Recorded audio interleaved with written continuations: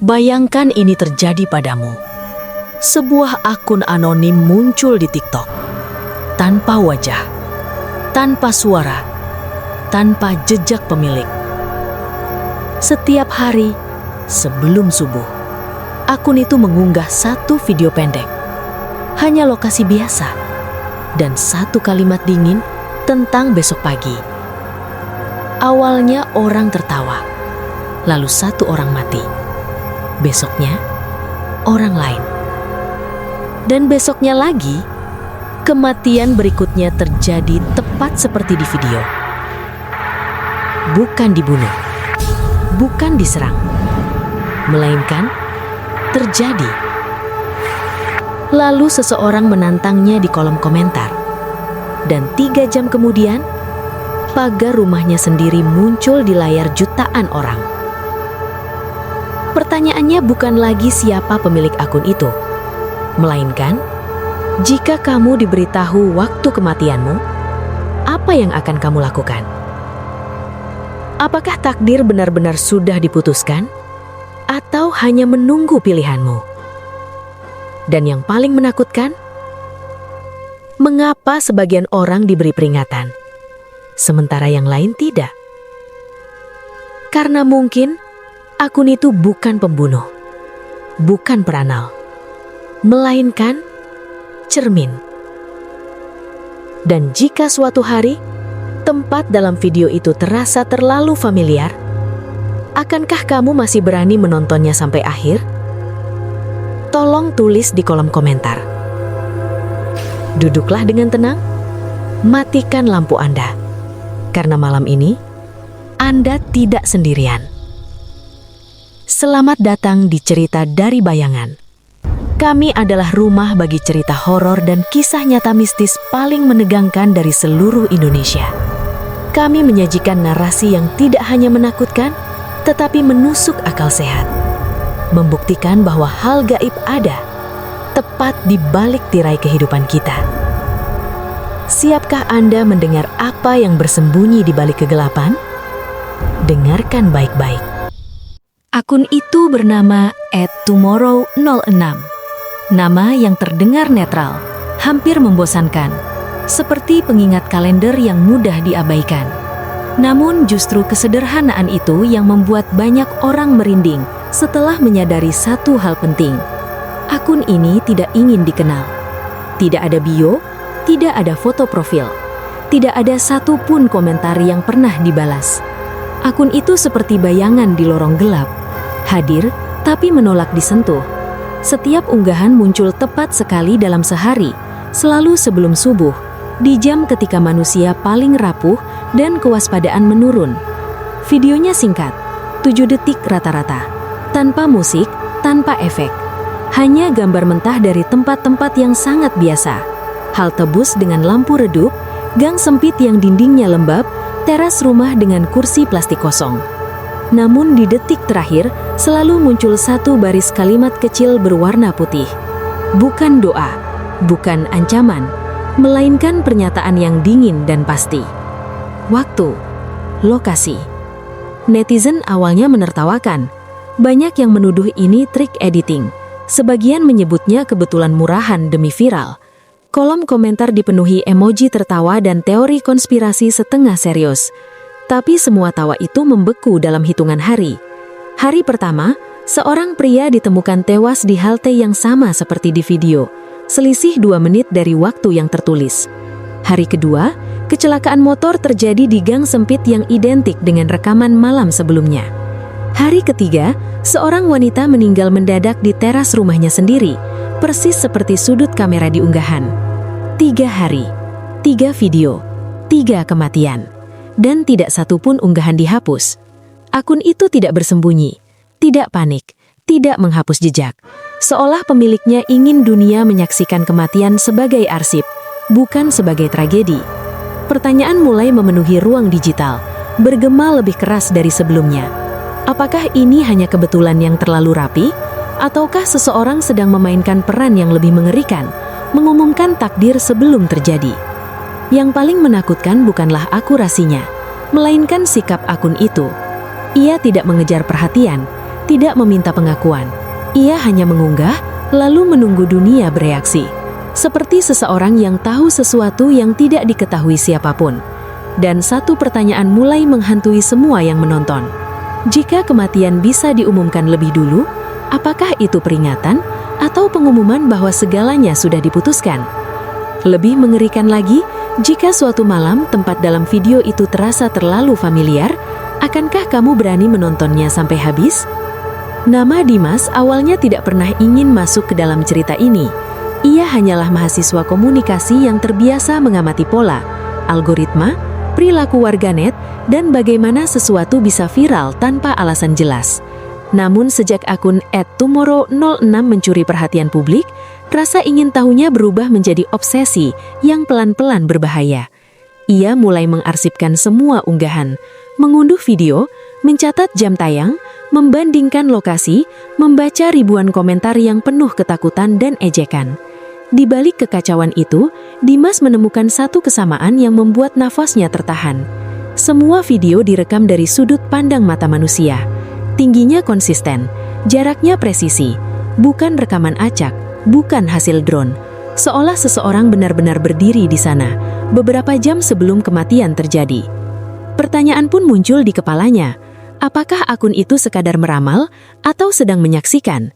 Malam keempat, ketika layar ponsel memantulkan wajahnya yang lelah, Dimas melakukan kesalahan terbesar dalam hidupnya.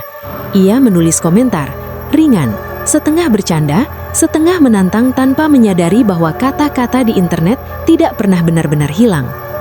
Kalau benar, coba sebutkan rumahku. Ia tertawa kecil setelah menekan kirim.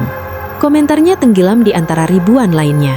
Dimas menutup aplikasi, meyakinkan diri bahwa ini hanya sensasi massal. Namun 3 jam kemudian, tepat saat kota terdiam dan jam dinding berdetak terlalu keras, notifikasi bergetar di tangannya. Unggahan baru. Tangannya dingin saat membuka video itu. 3 detik pertama, menampilkan jalanan kosong. Lampu kuning berpendar lemah. Suara angin menyapu mikrofon.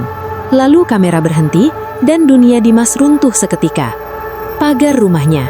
Sudutnya perfect. Bahkan cat yang mengelupas di tilang kiri terlihat jelas.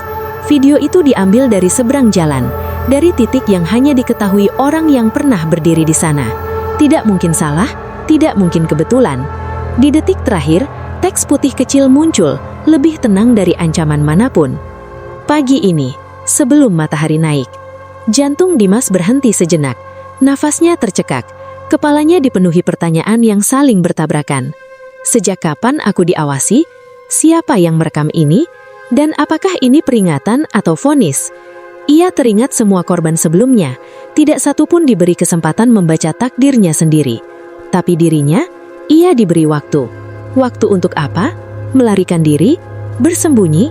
Atau hanya untuk merasakan ketakutan yang sama sebelum segalanya berakhir? Di luar jendela, malam terasa terlalu sunyi. Jam terus berjalan, dan satu pertanyaan menolak pergi dari benaknya. Jika kematian bisa diumumkan lebih dulu, apakah itu peringatan atau pengumuman bahwa segalanya sudah diputuskan? Dimas tidak tidur malam itu. Matanya perih, pikirannya berputar tanpa henti. Ponsel tak pernah lepas dari genggaman, seolah layar kecil itu adalah satu-satunya jendela menuju nasibnya sendiri. Ia mengunci semua pintu, menutup jendela rapat-rapat, mematikan lampu luar. Rumah yang biasanya terasa aman kini berubah menjadi ruang tunggu menuju sesuatu yang tidak ia pahami. Ia mencoba bertindak rasional. Polisi dihubungi. Penjelasan diberikan dengan suara bergetar. Namun jawabannya dingin dan singkat. Tidak ada ancaman langsung. Tidak ada pelaku fisik. Tidak ada pasal untuk menindak akun anonim. Video bukan bukti kejahatan. Prediksi bukan tindakan kriminal. Sambungan ditutup, meninggalkan Dimas sendirian dengan detak jam yang semakin cepat. Subuh semakin dekat. Dalam kepanikan, Dimas kembali membuka arsip yang ia kumpulkan. Ia memutar ulang semua video korban sebelumnya, satu persatu. Ia mencatat ulang kronologi kematian, membandingkan waktu, penyebab, laporan medis. Dan disitulah kesadaran itu menghantamnya lebih keras dari ketakutan manapun. Tidak satupun korban dibunuh secara langsung. Mereka meninggal karena kejadian yang tampak alami. Kecelakaan lalu lintas, serangan jantung mendadak, terjatuh di rumah sendiri. Tidak ada pisau, Tidak ada racun, tidak ada pelaku yang tertangkap kamera. Seolah kematian itu sudah menunggu, dan video hanyalah pengumuman resmi bahwa waktunya telah tiba. Akun itu tidak menciptakan tragedi, ia hanya memberitahu. Kesimpulan itu membuat tenggorokan Dimas mengering. Jika benar begitu, maka apapun yang ia lakukan mungkin tidak akan menghentikan apapun. Ia tidak sedang diancam, ia sedang diberi jadwal. Jam menunjukkan 4.58. Dimas duduk di lantai ruang tamu, punggung bersandar ke sofa, nafasnya pendek-pendek. Ia bertanya pada dirinya sendiri hal yang paling menakutkan. Jika semua sudah diputuskan, mengapa aku diberitahu lebih dulu? Untuk apa rasa takut ini, jika akhirnya tetap sama? Ia berdiri, berjalan mondar-mandir, mencoba mengingat setiap detail hari-harinya. Apakah ada kebiasaan yang bisa memicu kecelakaan? Tangga licin, kabel terkelupas, obat yang belum diminum. Jantungnya berdegup tak beraturan, seakan tubuhnya sendiri ingin membuktikan ramalan itu. Namun di balik kepanikan, muncul satu pertanyaan kecil yang menolak padam. Jika akun itu hanya memberitahu, bukan menciptakan, mengapa video terbarunya menyebutkan dirinya secara spesifik? Waktu terus berjalan. Cahaya biru samar mulai merayap di balik tirai. Subuh tinggal hitungan menit, dan Dimas menyadari satu hal yang lebih mengerikan dari kematian itu sendiri. Ia tidak tahu apakah ia harus melawan takdir atau justru diam agar tak memicunya. Jam berdetak menuju waktu yang tertulis, dan satu pertanyaan terakhir menggantung di udara rumah yang sunyi. Jika kamu tahu kapan hidupmu akan berakhir, apakah kamu akan berlari, bersembunyi, atau berdiri menunggu jawabannya? Dimas akhirnya mengambil keputusan paling nekat dalam hidupnya. Tepat beberapa menit sebelum waktu yang tertulis di video, ia membuka pintu rumah dan melangkah keluar. Udara pagi terasa dingin dan berat, seolah kota ikut menahan nafas bersamanya. Jalanan masih lengang, tidak ada tetangga, tidak ada suara selain detak jantungnya sendiri yang berdentum terlalu keras. Ia berdiri tepat di depan kamera CCTV milik tetangga seberang. Lensa hitam itu menatapnya tanpa emosi. Dimas berharap satu hal sederhana. Jika semua ini nyata, biarlah kebenaran terekam. Jika ia benar-benar menjadi korban berikutnya, setidaknya ada bukti bahwa ia tidak bersembunyi. Ia tidak lari. Ia menantang takdir dengan kesadaran penuh. Jam di ponselnya menunjukkan 6:09. 1 menit lagi. Tangannya gemetar saat ia menyalakan layar. Pada detik itulah ponselnya bergetar pelan. Notifikasi yang sudah ia takuti sejak malam tadi. Unggahan baru dari akun yang sama. Jantungnya seakan berhenti ketika video itu terbuka. Layar menampilkan dirinya sendiri. Bukan wajah, bukan dari depan, melainkan dari belakang, persis dari sudut pandang seseorang yang berdiri beberapa meter di belakangnya. Dimas membeku, kulitnya merinding. Kamera itu tidak mungkin milik CCTV. Sudutnya terlalu rendah, terlalu dekat, terlalu manusiawi. Ia tidak mendengar langkah kaki, tidak melihat bayangan, namun video itu jelas direkam di saat yang sama. Lalu teks muncul, bukan waktu, bukan lokasi. Kalimatnya berubah. Pilihan menentukan segalanya. Nafas Dimas terputus. Apa maksudnya pilihan? Bukankah semua ini sudah diputuskan? Bukankah akun itu hanya mengumumkan takdir? Pertanyaan-pertanyaan itu belum sempat menemukan jawaban ketika suara mesin meraung keras dari kejauhan. Sebuah truk melaju tak terkendali dari tikungan ujung jalan. Ban menjerit, klakson memekakkan telinga. Semuanya terjadi terlalu cepat. Tubuh Dimas bereaksi lebih dulu daripada pikirannya. Satu langkah kecil ke samping, refleks yang nyaris tak disadari. Truk itu melintas tepat di tempat ia berdiri 1 detik sebelumnya. Angin kencang menghantam tubuhnya, debu terbeterbangan. Dunia terasa sunyi sesaat sebelum suara orang-orang mulai bermunculan dari kejauhan. Dimas terduduk di aspal, tubuhnya gemetar hebat, nafasnya pendek-pendek. Ia hidup. Dengan tangan gemetar, ia kembali membuka aplikasi. Video itu menghilang, tidak dihapus, seolah tidak pernah ada. Akun itu sunyi kembali. Dimas menatap jalan kosong di depannya dengan satu pertanyaan yang kini terasa jauh lebih menakutkan dari kematian itu sendiri. Jika takdir bisa berubah oleh satu langkah kecil, siapa sebenarnya yang selama ini memegang kendali? Keesokan harinya, dunia digital kembali bergetar. Tanpa pengumuman, tanpa teaser, akun Tomorrow 006 mengunggah satu video terakhir. Tidak ada lokasi, tidak ada jam. Tidak ada sudut kota yang familiar. Hanya layar hitam. Sunyi, kosong, seolah menelan semua kengerian hari-hari sebelumnya. Lalu perlahan, teks putih muncul di tengah layar. Tak semua harus mati. Tapi semua harus memilih. Kalimat itu menyebar lebih cepat daripada video-video sebelumnya. Ribuan orang membagikan tangkapan layar. Forum-forum dipenuhi perdebatan. Apakah ini pengakuan? Apakah ini pesan terakhir? Atau justru ancaman yang lebih besar dari sebelumnya? Beberapa menit kemudian, sesuatu yang tak kalah mengejutkan terjadi. Akun itu menghilang. Bukan diblokir, bukan disuspensi, bukan diturunkan oleh platform. Ia terhapus sepenuhnya, seolah tidak pernah ada. Semua video sebelumnya ikut lenyap. Arsip yang sempat diunduh tak lagi bisa diverifikasi. Bukti-bukti digital yang kemarin dianggap nyata, kini berubah menjadi cerita tanpa jejak. Dimas menyaksikan semua itu dalam diam. Tubuhnya masih lemah. Pikirannya masih tertinggal di detik ketika truk melintas dan hidupnya nyaris berakhir. Ia membaca ulang kalimat terakhir itu berkali-kali. Tak semua harus mati. Berarti kematian bukan tujuan. Tapi semua harus memilih. Berarti ketakutanlah ujiannya. Ia mulai memahami sesuatu yang selama ini terlewat. Semua korban sebelumnya tidak pernah diberi pilihan. Mereka tidak tahu. Mereka menjalani hari seperti biasa. Sedangkan dirinya, ia diberi waktu, diberi ketakutan, diberi kesempatan untuk bertindak. Apakah akun itu jahat?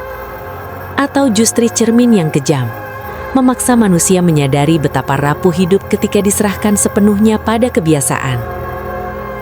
Hari-hari berlalu, tidak ada unggahan lanjutan, tidak ada akun baru. Namun cerita itu tidak benar-benar mati.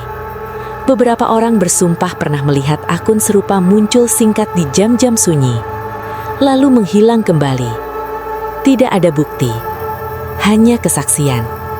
Dan satu pertanyaan yang kini menghantui Dimas dan siapapun yang pernah menontonnya. Jika suatu hari, layar ponselmu menampilkan video tentang besok pagimu, akankah kamu menganggapnya lelucon atau akhirnya berani memilih cara hidup yang berbeda hari ini? Karena mungkin yang paling menakutkan bukan kematian yang diumumkan, melainkan hidup yang terus dijalani tanpa pernah benar-benar dipilih. Polisi menutup kasus itu dengan satu kalimat dingin. Tidak ada unsur pidana. Tak ada tersangka. Tak ada pelanggaran hukum yang bisa dijerat. Semua kematian dianggap kebetulan tragis. Angka statistik yang tak saling terhubung. TikTok pun memilih diam, menolak memberi pernyataan resmi, seolah akun itu tak pernah benar-benar ada. Namun cerita itu tidak ikut terkubur. Di forum-forum gelap, di kolom komentar yang cepat dihapus, dan di obrolan larut malam, kesaksian bermunculan. Ada yang mengaku melihat akun serupa muncul pukul 4 pagi, mengunggah video berdurasi beberapa detik. Hanya satu sudut jalan, satu pagar rumah, satu kalimat singkat, lalu lenyap sebelum matahari terbit. Tidak ada bukti, tak ada arsip, hanya rasa dingin yang tertinggal. Pertanyaannya pun berubah. Bukan lagi siapa di balik akun itu, melainkan mengapa sebagian orang diberi waktu, sementara yang lain tidak. Apakah akun itu peringatan bagi mereka yang masih bisa memilih? Ataukah sekadar cermin kejam yang memantulkan betapa seringnya kita mengabaikan hidup sendiri?